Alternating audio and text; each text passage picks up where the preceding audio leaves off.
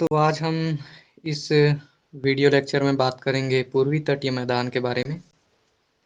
भारत के भौतिक स्वरूप के अंतर्गत पूर्वी तटीय मैदान, विशेष तौर पर तटवर्ती मैदानों की बात की जाए तो हमने कल देखा था पश्चिमी तटीय मैदान और उसके उपभागों को। उससे आगे बढ़ते हुए आज हम चर्चा करेंगे ईस्टर्न कोस्टल प्लेन या पूर्वी तटीय मैदान। कहा जाता है कि पूर्वी घाट और बंगाल की खाड़ी के मध्य अवस्थित पूर्वी तटीय मैदान एक उपजाऊ भूभाग है और पश्चिमी तटीय मैदान की अपेक्षा काफ़ी चौड़ा है। इसके बारे में थोड़ा-सा हम जानते हैं, इसके विस्तार के बारे में। और यहाँ उपजने वाली कुछ प्रमुख फसलें हैं, कुछ नदियाँ हैं और बाकी भौगोलिक स्थलाकृतियों को जानते हैं, समझते हैं। कहा जाता है अरब सागर से बंगाल की खाड़ी और हिंद महासागर से लगा हुआ ये पूर्वी तटीय मैदान मुख्यतः बांग्लादेश के पास से आरंभ होता है और सुदूर दक्षिण में आप देखेंगे तमिलनाडु तक विस्तार लिए हुए हैं। अगर हम इसके अवस्थिति की बात करें या लोकेशन, तो मुख्यतः पूर्वी तट से पूर्वी घाट से लेकर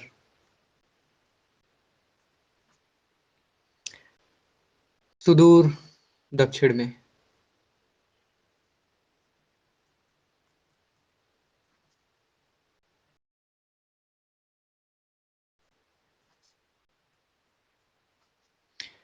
पूर्वी घाट से बंगाल की खाड़ी तक अर्थात दक्षिण से पूर्व की ओर इसकी अवस्थिति पाई जाती है। दक्षिण पूर्व बिल्कुल बंगाल की खाड़ी के समानांतर हम कह सकते हैं।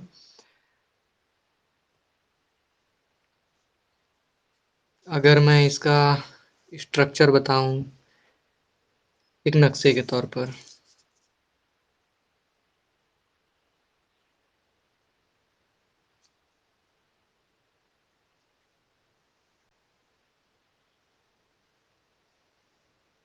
ये बिल्कुल इस तरीके से आपको एक भारतवर्ष का नक्शा दिखाई देगा।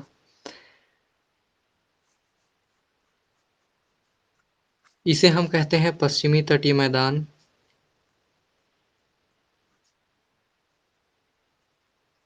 जो कि मुख्यतः 4 भागों में विभाजित था।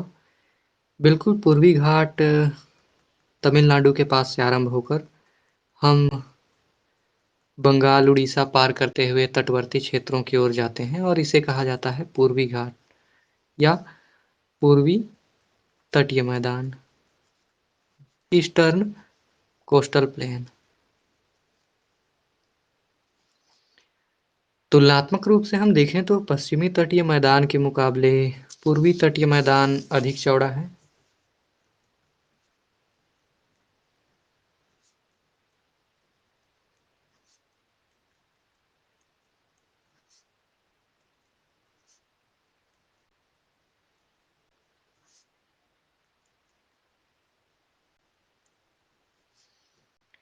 अ, इसके आगे थोड़ा-सा हम बढ़ते हैं। अगर इसके निर्माण की बात करें, पृथ्वी के भूगर्भिक समय सारणी में यदि हम जाएँ तो देखते हैं पश्चिमी तटीय मैदान की तरह ही मुख्यतः सबसे आधुनिक समय में पृथ्वी के भूगर्भिक समय सारणी में सबसे आधुनिक समय माना जाता है टर्शियरी युग या प्लीस्टोसीन युग को, अर्थात अभिनव या टर्शियरी युग। अभिनव एवं टर्शियरी युग, यह वह दौर था जब हिमालय पर्वत का पूर्णतः उत्थान हो चुका था। कहा जाता है उसके ठीक पश्चात हम देखते हैं या उसके समानांतर ही पश्चिमी और पूर्वी तटीय मैदान का निर्माण होता है। कहा जाता है कि मुख्य तौर पर नदियों के द्वारा बिछाए गए जलोढ़ मिट्टी से ही या जलोढ़ अवसादों से इनका निर्माण हुआ है। किसका? पूर्वी तटीय मैदान का।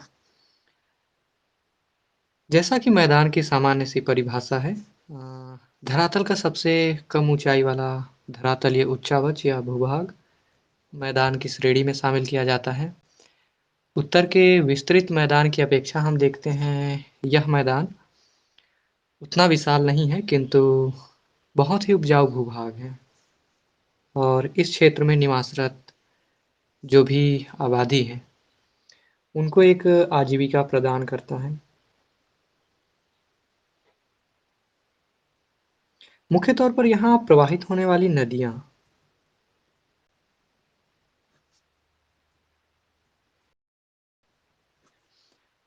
कहा जाता है उत्तर भारत के मुकाबले दक्षिण भारत में प्रवाहित नदियाँ छोटी होती हैं और उनमें भी यदि हम पूर्वी और पश्चिमी तटीय मैदान की तुलना स्थानों पर प्रवाहित नदियों की बात करें तो इस मामले में पूर्वी तटीय मैदान अधिक संपन्न माना जाता है, क्योंकि यहाँ दक्षिण भारत की 3 प्रमुख नदियाँ प्रवाहित होती हैं और अपने साथ बहाकर लाई गई मिट्टियों का निक्षेप करती हैं। ये नदियाँ क्रमशः हैं नंबर 1 कृष्णा, नंबर 2 की हम बात करें तो गोदावरी का नाम आता है। तीसरी जो प्रमुख नदी है जो पूर्वी घाट का निर्माण करती है, पूर्वी तटीय मैदान, इसमें हम कावेरी को शामिल करेंगे। कृष्णा, कावेरी और गोदावरी मुख्यतः प्रायद्वीपीय भारत में प्रवाहित 3 प्रमुख नदियां हैं।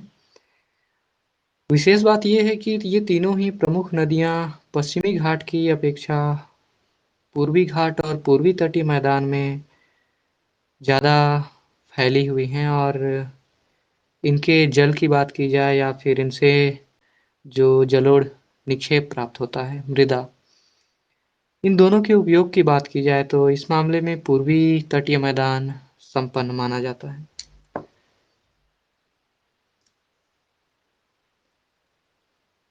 आइए हम इसके कुछ भू-आकृतिक विभागों को देखते हैं, अर्थात पूर्वी तटीय मैदान को कुछ उपभागों में विभाजित किया जाता है। ये कौन-कौन से उपभाग हैं, इसे हम क्रमशः देख लेते हैं।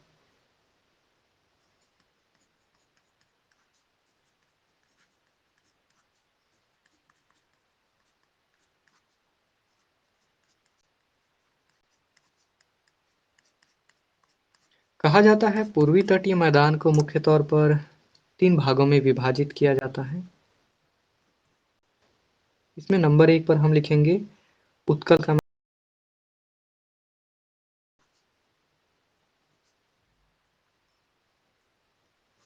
उत्कल के मैदान को मुख्यतः ओडिशा का मैदान भी कहा जाता है, अर्थात विशेष तौर पर उड़ीसा राज्य में विस्तृत होने के परिणाम स्वरूप इसे हम ओडिशा का तट या ओडिशा का मैदान कहते हैं।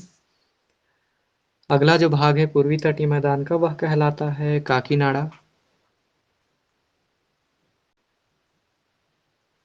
काकीनाडा अथवा आंध्रा का मैदान।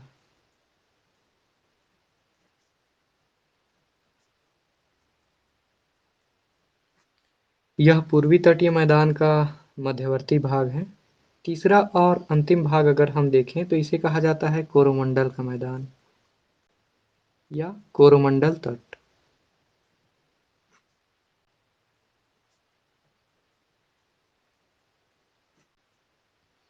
कोरोमंडल का तट मुख्यतः तमिलनाडु में विस्तृत है। हालांकि इसे हम अभी विस्तार रूप में देखेंगे, तो इनकी वास्तविक अवस्थिति कैसे है, इस संदर्भ में भी हम बातें करेंगे। यहाँ एक तथ्य आपको बता दूं कि जब पश्चिमी घाट की बारी आती है या फिर पश्चिमी तटीय मैदान की बात हो तो आमतौर पर उसे हम 4 भागों में विभाजित करते हैं और अमूमन एक नाम दिया जाता है उसे मालाबार तट। उसी तरीके से एक कोरोमंडल तट है जो कि पूर्वी तटीय मैदान के अंतर्गत उसका एक उपभाग है।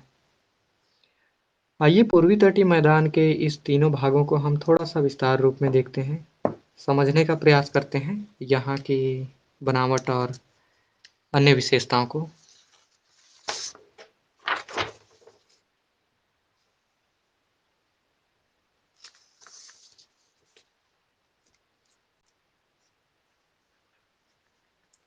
नंबर 1 पे हमारा रहेगा उत्कल का मैदान।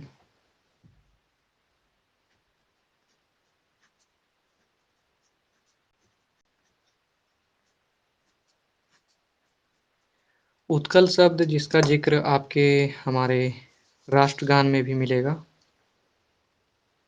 मुख्यतः उड़ीसा के संदर्भ में इसका इस्तेमाल किया जाता है। उत्कल के मैदान की अगर हम लंबाई की बात करें, लेंथ, तो कहा जाता है कि लगभग 400 किलोमीटर के एक लंबे क्षेत्र पर विस्तृत है उत्कल का मैदान। अगर हम इसे नदियों के अनुसार देखें तो मुख्य तौर पर गंगा का डेल्टा, अर्थात जहाँ गंगा नदी का समापन होता है, सुंदरवन डेल्टा, गंगा नदी के डेल्टा से लेकर दक्षिण में कृष्णा के डेल्टा, अर्थात कृष्णा नदी का मुहाना,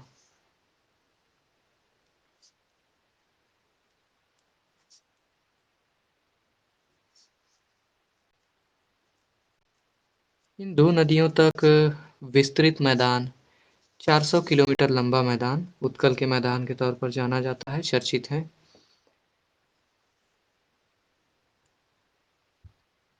कहा जाता है कहीं-कहीं पर इस मैदान की चौड़ाई काफ़ी ज़्यादा हो जाती है और यह 100 किलोमीटर तक चौड़ी हो जाती है। औसतन अगर हम इसके चौड़ाई की बात करें,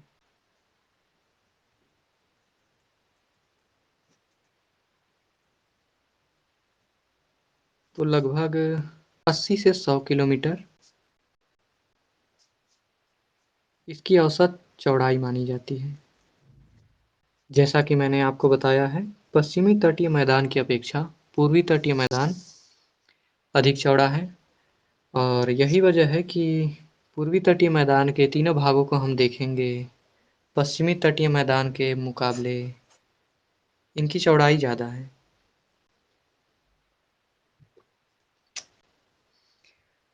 उत्कल के तटीय मैदान या उत्कल मैदान के अंतर्गत ही हमारे देश की सबसे बड़ी खारे पानी की झील पाई जाती है,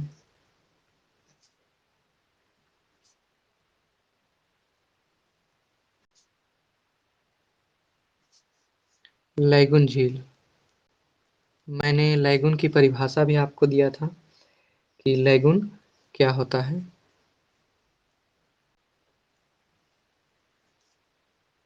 लैगून झील पाई जाती है चिल्का, चिल्का के नाम से चर्चित है, उड़ीसा राज्य में अवस्थित। कहा जाता है खारे पानी की भारत की सबसे बड़ी झील चिल्का झील है, जो मुख्यतः एक लैगून झील मानी जाती है। कहा जाता है कि यह 65 किलोमीटर लंबा और 8 किलोमीटर चौड़ा एक सागरीय जल का पिछला भाग, अर्थात सागर का जल स्थल भाग पर अतिक्रमण किया हुआ है और लैगून या एक खारी झील के तौर पर तब्दील हो गया है।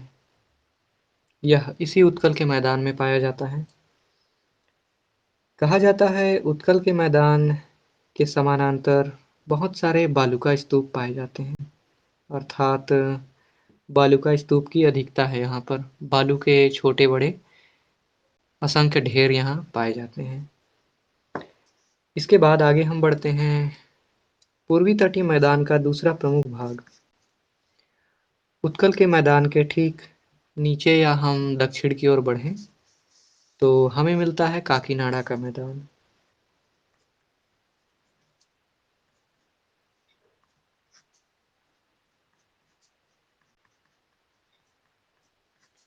आइए देखते हैं काकीनाडा के मैदान के संदर्भ में तथ्यात्मक बातें।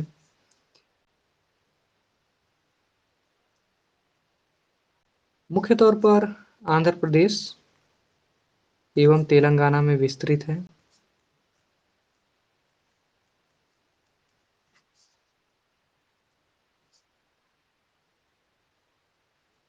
और यही वजह है कि इसे प्रायः आंध्र अथवा तेलंगाना के मैदान के नाम से भी संबोधित किया जाता है। कहा जाता है कि इस मैदान के सहारे भारत की दूसरी महत्वपूर्ण खारे पानी की झील पुलिकट अवस्थित है। पुलिकट झील की अवस्थिति।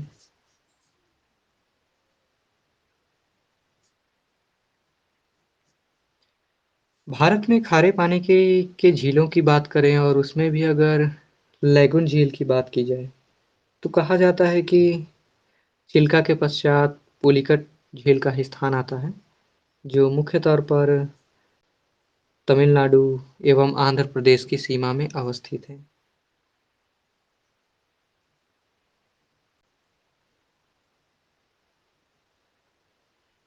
आंध्रा में इसका ज़्यादा विस्तार है और साथ ही तमिलनाडु के कुछ हिस्से पर पाया जाता है।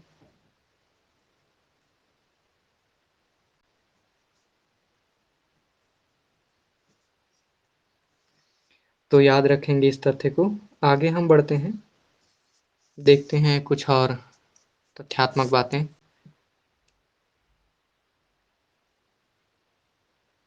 कहा जाता है कि काकीनाडा के मैदान में ही पुलिकट झील के साथ एक और खास झील, महत्वपूर्ण झील पाई जाती है, जिसे हम कहते हैं कोलेरू झील। और कोलेरू झील आंध्र प्रदेश में अवस्थित है।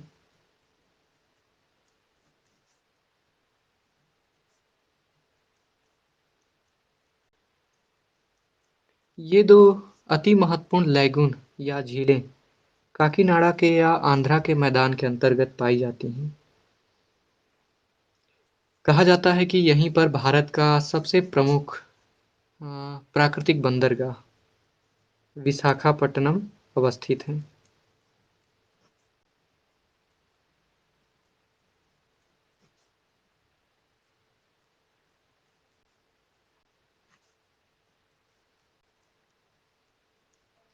भारत से यदि हम निर्यात होने वाली वस्तुओं की बात करें, चाहे वह फसलें हों या फिर खनिज पदार्थ हो, अमूमन हम पाते हैं कि परिवहन के रूप में और निर्यात के लिए अगर सर्वाधिक किसी बंदरगाह का इस्तेमाल किया जाता है तो वह विशाखापट्टनम है।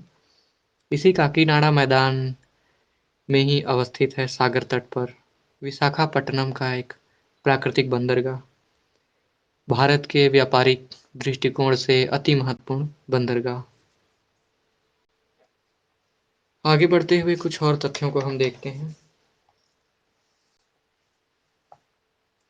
कहा जाता है विशाखापट्टनम बंदरगाह एक बहुत ही सुरक्षित बंदरगाह है और एक सुरक्षित बंदरगाह बनने के पीछे जो प्रमुख भूमिका है वह डॉल्फिन नाम के चट्टान की है।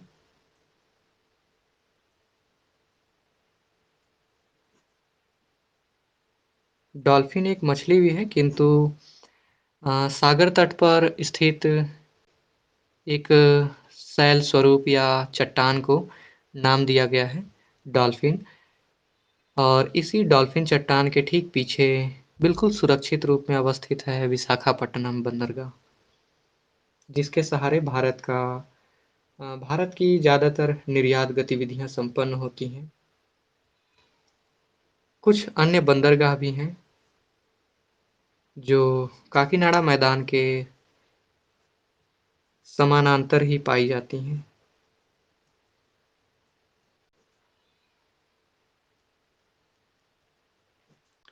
यहाँ पर हम दो बंदरगाहों का उल्लेख करेंगे। नंबर एक पर है काकीनाडा का बंदरगाह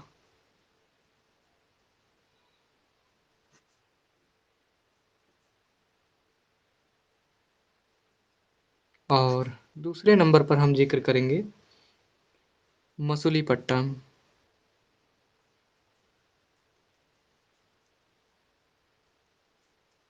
मसूलीपट्टनम ये दो बंदरगाह हैं जो कि काकीनाडा के मैदान के अंतर्गत शामिल किए जाते हैं, लेकिन इन सब में विशेष तौर पर सर्वाधिक चर्चित बंदरगाह विशाखापट्टनम है, जिसे आप याद रखेंगे। बढ़ते हैं हम पूर्वी तटीय मैदान के सबसे अंतिम भाग की ओर, जिसका नाम है कोरोमंडल का मैदान या मुख्यतः इसे तमिलनाडु तट या कोरोमंडल तट के नाम से जाना जाता है।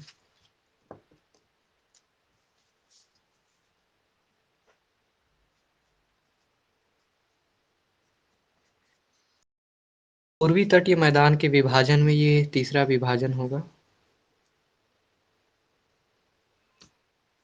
कोरोमंडल का मैदान।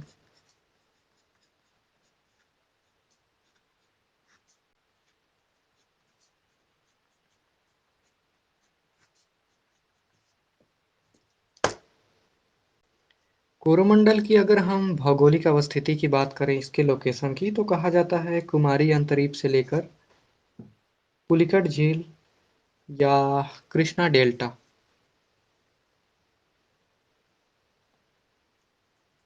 कुमारी अंतरीप अर्थात हम दक्षिण की बात कर रहे हैं।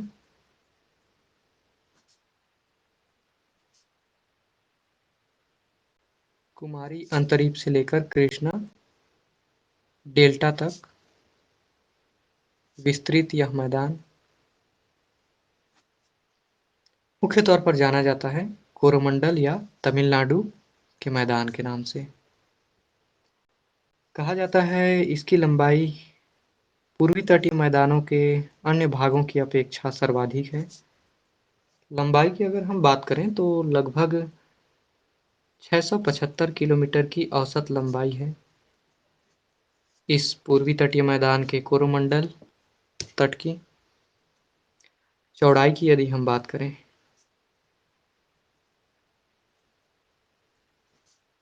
तो लगभग 100 किलोमीटर इसकी औसत चौड़ाई निकलती है। किसकी? कोरोमंडल के मैदान की। अर्थात हम देखें तो पूर्वी तटीय मैदान में अगर इसका सर्वाधिक चौड़ा और सर्वाधिक लंबा भाग कहीं अवस्थित है तो वह तमिलनाडु राज्य में कोरोमंडल तट के रूप में अवस्थित है। यहाँ प्रवाहित होने वाली जो प्रमुख नदी है उनमें कावेरी का जिक्र सबसे पहले आता है।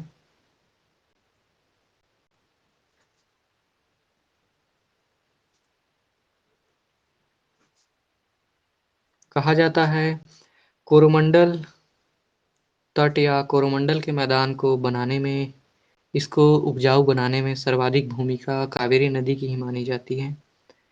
कावेरी नदी और इसके द्वारा जो निक्षेपित जलोढ़ अवसाद हैं,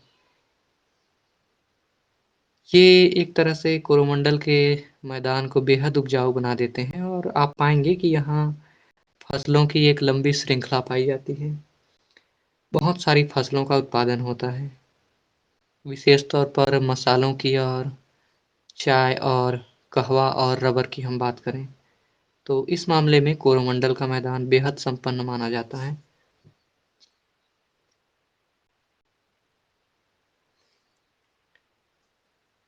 कावेरी के अतिरिक्त कुछ अन्य नदियां हैं जो यहाँ प्रवाहित होती हैं। अन्य नदियों की बात करें तो सबसे पहले वैगई का उल्लेख आता है।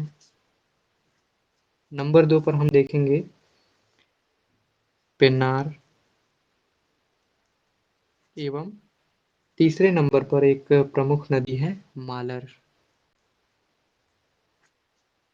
ये 3 नदियां हैं जो कावेरी के समानांतर उसके साथ प्रवाहित होती हैं और इस भूभाग को उपजाऊ बनाने का कार्य करती हैं। कहा जाता है कि यहाँ पर प्रवाल द्वीपों की अधिकता है।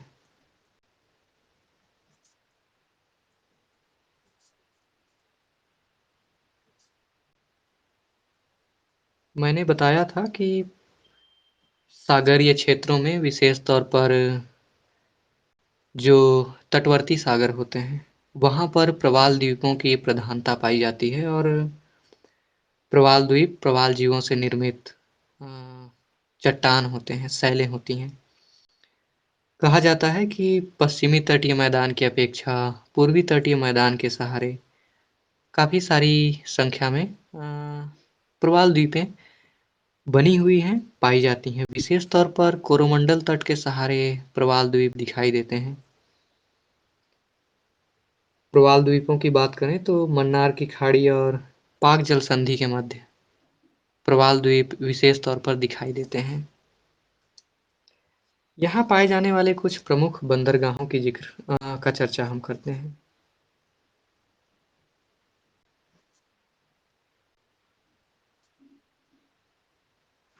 जैसा कि इसके पहले हमने देखा, काकीनाडा के मैदान के अंतर्गत विशाखापट्टनम नाम का भारत का सर्वाधिक महत्वपूर्ण बंदरगाह है।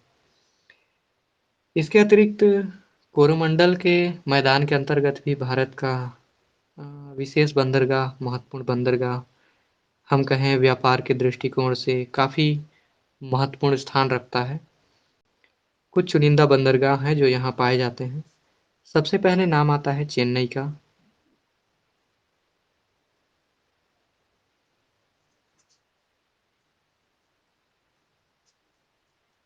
चेन्नई बंदरगाह जो कि एक प्राकृतिक बंदरगाह या नेचुरल पोर्ट की श्रेणी में आता है। इसके अतिरिक्त नागापत्तनम या नागपत्तनम और तीसरा महत्वपूर्ण बंदरगाह है जिसे हम कहते हैं तूतीकोरिन। ये 3 बंदरगाह हैं जो यहाँ व्यापारिक गतिविधियों को संचालित करते हैं और पूर्वी तटीय मैदान के कोरोमंडल वाले भाग को विशिष्ट महत्व का केंद्र बना देते हैं। यहाँ पर कुछ प्रवाल द्वीपों की अधिकता पाई जाती है जो सामरिक दृष्टिकोण से या भारत के सुरक्षा और तकनीकी के क्षेत्र में अपनी बहुत बड़ी भूमिका निभाती है।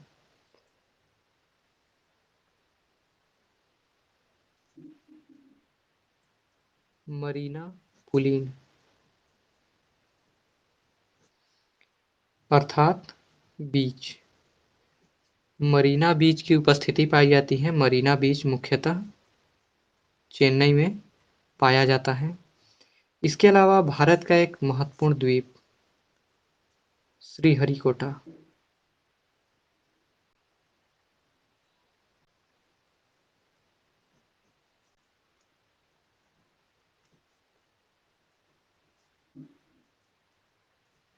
श्रीहरिकोटा द्वीप की उपस्थिति इसी कोरोमंडल तट के मैदान के सहारे पाई जाती है और भारत में हम बात करें अंतरिक्ष और अंतरिक्ष संबंधी गतिविधियों की, तो इसमें अक्सर नाम निकल कर आता है श्रीहरिकोटा द्वीप का। भारत के सुरक्षा तंत्र की बात करें तो उड़ीसा के निकट उत्कल मैदान के सहारे अवस्थित व्हीलर द्वीप, जिसे हम अबुल कलाम आइलैंड भी कहते हैं। श्रीहरिकोटा का श्री सतीश धवन अंतरिक्ष केंद्र, जो जाना जाता है अपने उपग्रह प्रक्षेपण केंद्र के लिए, और ये प्रतीक है भारत के सुरक्षा और अंतरिक्ष में भारत की गतिविधियों का, जो भारत को विशिष्ट स्थान प्रदान करता है विश्व के नक्शे पटल पर। इस तरीके से कोरोमंडल का यह मैदान संपूर्ण होता है और इस प्रकार से हमने देखा पूर्वी और पश्चिमी तटीय मैदान, इनकी प्रमुख विशेषताएं, भौगोलिक अवस्थिति। अगले वीडियो में अंतिम रूप से हम भारत के भौतिक स्वरूप के अंतर्गत चर्चा करेंगे भारत के द्वीप समूहों की। द्वीप समूह जो मुख्यतः बंगाल की खाड़ी और अरब सागर के अंतर्गत आते हैं। हम कुल 247 द्वीपों में कुछ प्रमुख चुनिंदा द्वीप हैं, उनका वर्णन करेंगे और इस तरीके से हमारा भारत का भौतिक स्वरूप समाप्त होगा। तो मिलते हैं अगले वीडियो में। आप सभी को शुभकामनाएं। धन्यवाद।